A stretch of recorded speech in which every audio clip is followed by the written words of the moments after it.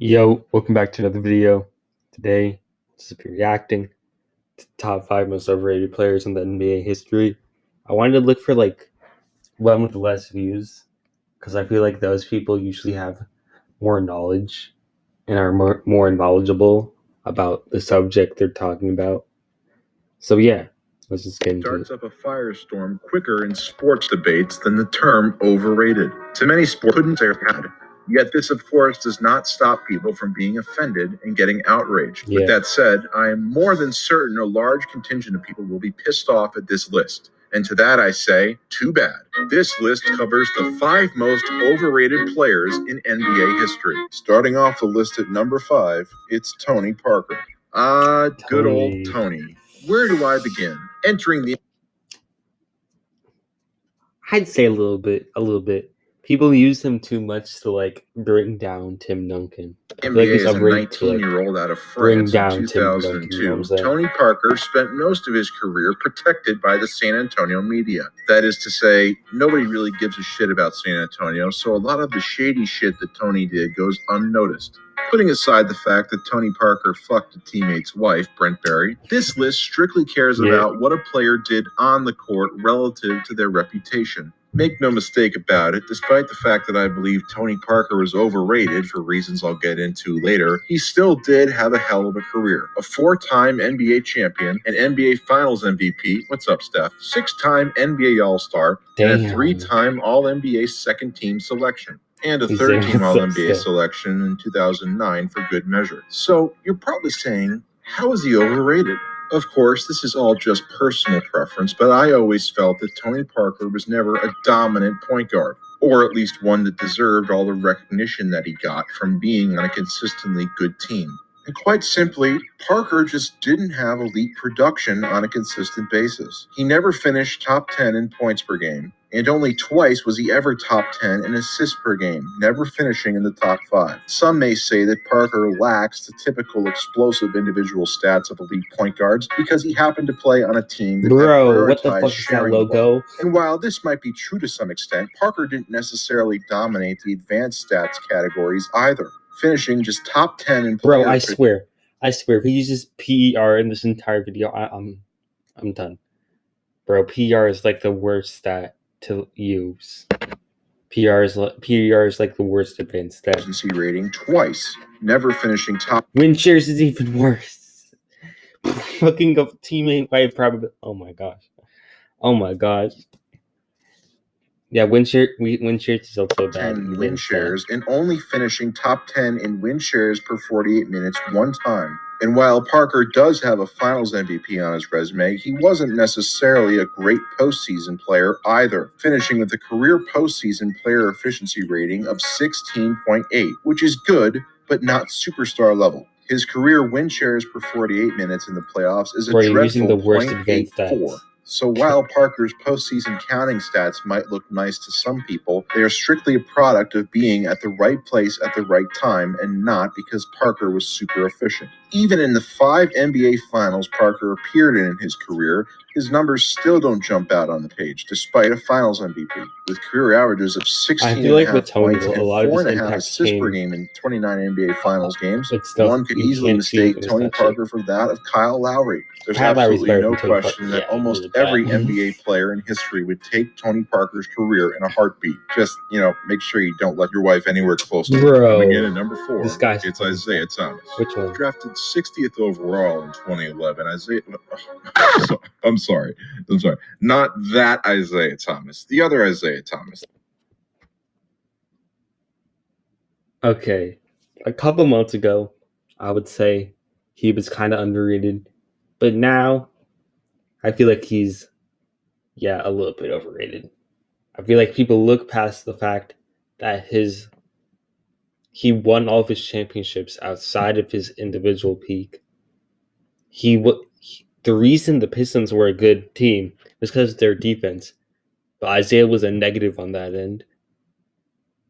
he just wasn't as impactful as people wanted. Would like to make him out to be. He's still a very good player, probably like a top 35 player ever.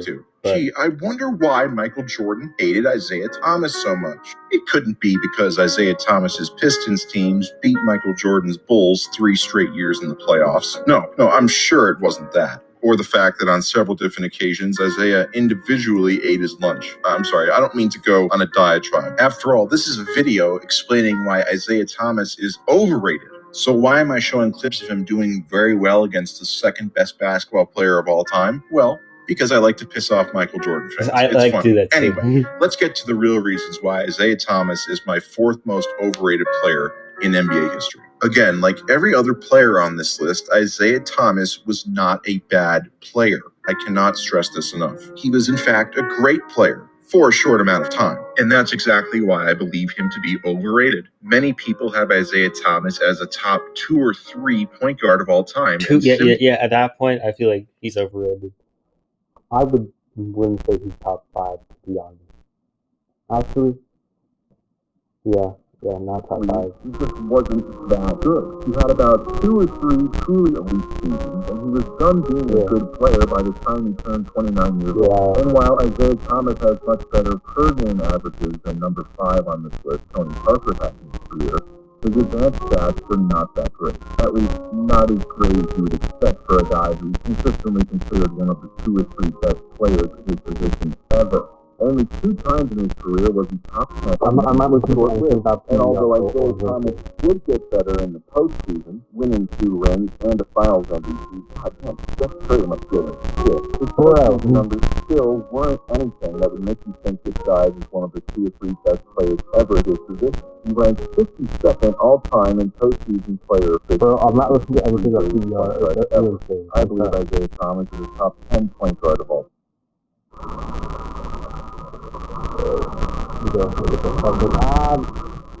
The first time, and even might be a top 5 point guard of all time. But do I think he's better than Steph Curry? No, he doesn't have Steph Curry's peak either, or the ability to warp the dimensions of the court like Steph does. Do I think he's better than Chris Paul? No. I think Chris Paul is a better defender, and he has way better advanced stats, along with the fact Chris Paul has way more longevity on his side than Isaiah did. And although I'm usually not that high on players who played before 1970, Oscar Robertson has to be ahead of Isaiah as well. But not only his volume and his per game at point guard of all time, you can make an argument still that Isaiah is top 5.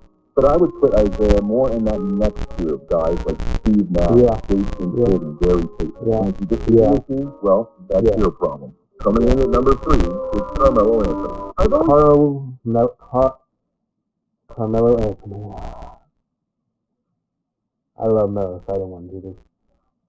I don't think he's top 5 in receivers. I think he's a bit overrated. I don't think he's that overrated, but I think he's a little bit overrated.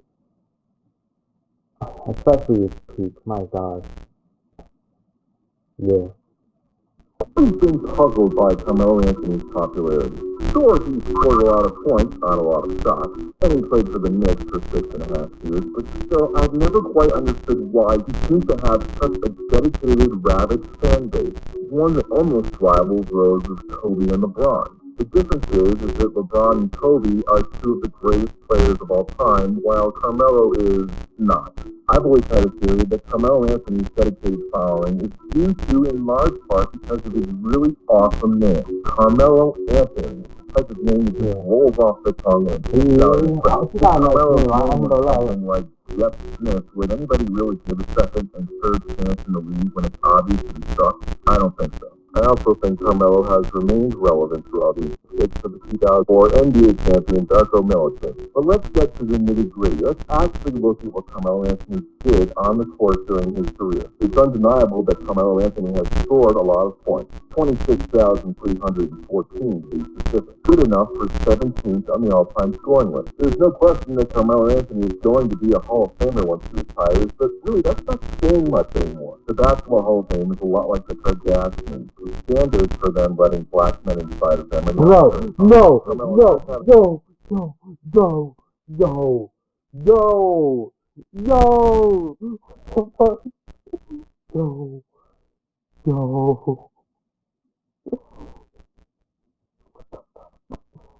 a scoring title on his resume in 2013, even though he was the league in points that year. He finished top 10 in points per game. 9, he started to look a little bit deeper into the spin and efficiency score. In 13 of his 17 NBA seasons, Carmelo Anthony has had